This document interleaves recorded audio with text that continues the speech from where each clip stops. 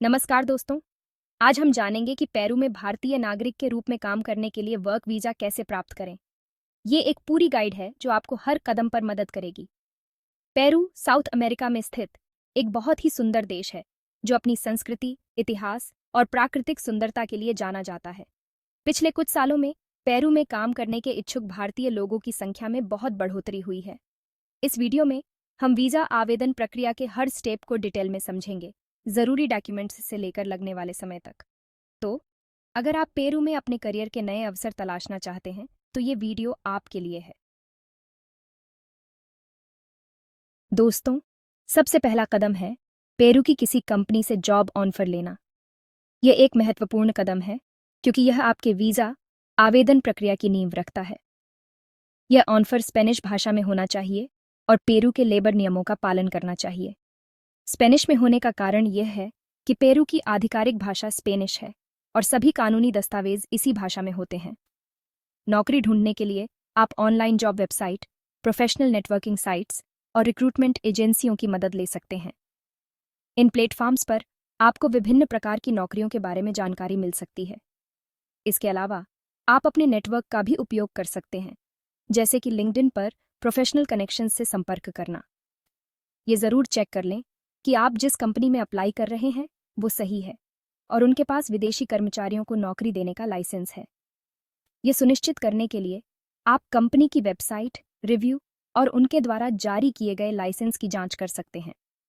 Job offer आपको लिखित में मिलना चाहिए और उसमें आपका काम, सैलरी, फायदे और कॉन्ट्रैक्ट की अवधि साफ साफ लिखी होनी चाहिए। यह दस्तावेज आपके और आपके नियोक्ता के बीच एक कानूनी समझौता होता है, इसलिए इसे ध्यान से पढ़ना और समझना बहुत ज़रूरी है। ये ऑफर स्पेनिश में होना चाहिए और पेरू के श्रम मंत्रालय द्वारा प्रमाणित होना चाहिए। यह प्रमाणन यह सुनिश्चित करता है कि आपका जॉब ऑफर पेरू के कानूनों और नियमों के अनुसार है। ये सुनिश्चित करने के लिए कि आपके हीकू की रक्षा हो रही है, जॉब ऑफर की सारी शर्तों को ध्यान से पढ़ें। अगर आपको किसी भी शर्त के बारे में संदेह हो तो आप किसी कानूनी सलाहकार से परामर्श कर सकते हैं। एक बार जब आपके पास जॉब ऑफर आ जाता है तो आप वीज़ा आवेदन प्रक्रिया के अगले चरण पर आगे बढ़ सकते हैं।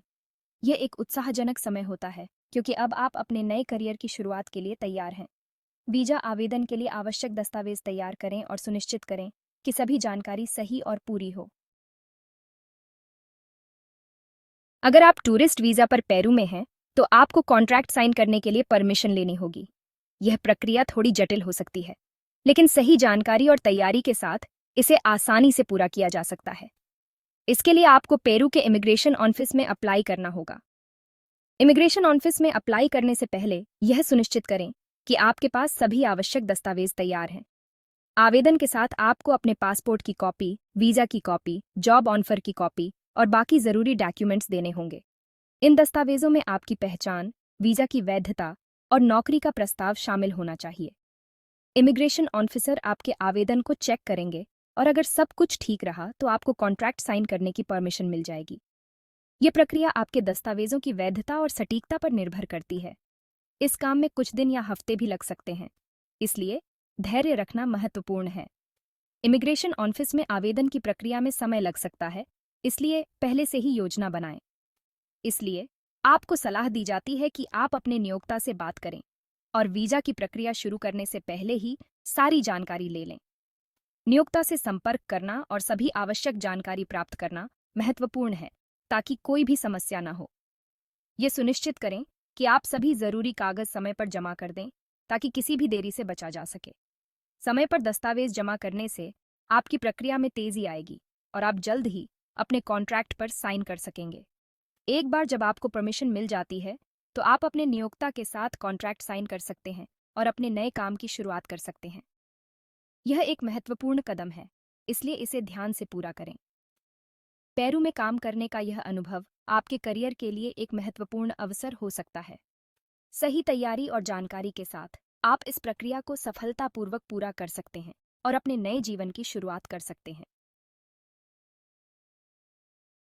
एक बार जब आपको कॉन्ट्रैक्ट साइन करने की इजाज़त मिल जाती है तो आपको अपने नियोक्ता के साथ कॉन्ट्रैक्ट पर दस्तखत करने होंगे। ये कॉन्ट्रैक्ट स्पेनिश भाषा में होना चाहिए और इसमें आपके काम की सभी शर्तें और नियम साफ साफ लिखे होने चाहिए। कॉन्ट्रैक्ट पर साइन करने के बाद आपको इसे नोटरी कराना होगा।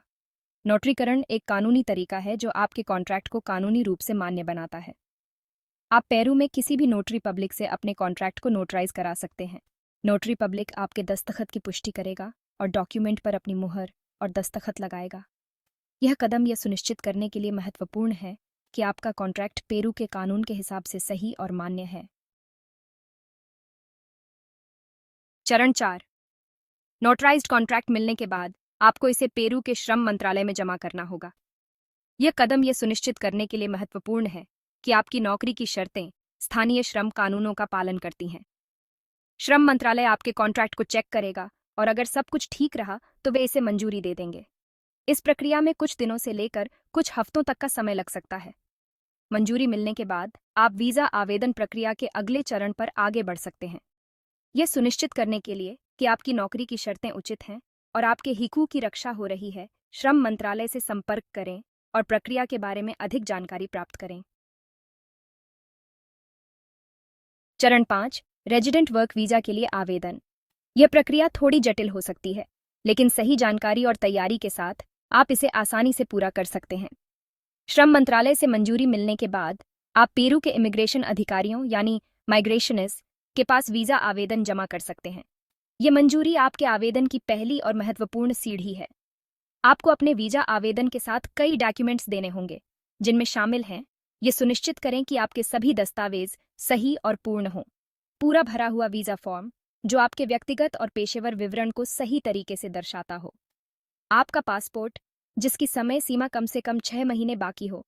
पासपोर्ट साइज फोटो जो हाल ही में खींची गई हो और सभी आवश्यक मानकों को पूरा करती हो।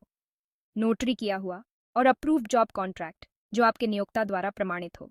यह दस्तावेज आपके रोजगार की पुष्टि करता है और वीजा प्रक्रिया में महत्वपूर्ण भूमिका निभाता है।